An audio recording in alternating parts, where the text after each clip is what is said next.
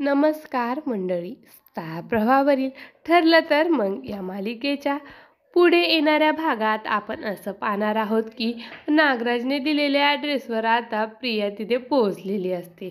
तर तिथे टेलरचं दुकान बघून ती विचार करू लागते की हा आहे का माझा भूतकाळ, हा होता का माझा भूतकाळ, मला इथे पुन्हा नाही यायचं. ती खूपच विचार करू लागते आणि घाबरते. आणि त्यानंतर आतमध्ये ती हळूहळू जाऊ लागते. तर तिला घरातील एक फोटो दिसतो आणि तिला कळतं तो फोटो पाहून हे तर माझेच आईबाबा आहेत.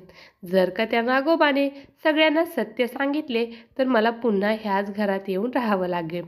असा विचार करून तिला खूपच घाबरायला होतं.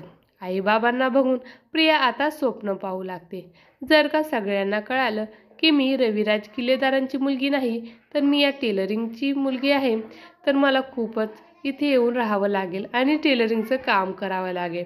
माझी प्रॉपर्टी, माझं लाईफस्टाईल सगळंच माझ्या हातातून हिसकावून घेण्यात येईल. तर याचाच विचार करत आता प्रिया खूपच घाबरते.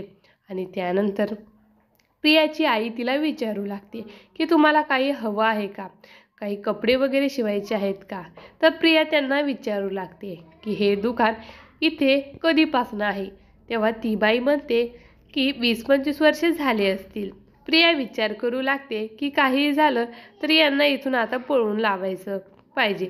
आता प्रियाचे खरे आई वडील ती स्वीकारणार का की तिथून पळ काढणार हे पाहणे खूपच रंजक ठरणार आहे. ठरलं तर मग मालिकेचे असेच नवनवीन अपडेट पाहण्यासाठी आपल्या चॅनलला लाईक करा, शेअर करा आणि सबस्क्राईब करायला विसरू नका. धन्यवाद.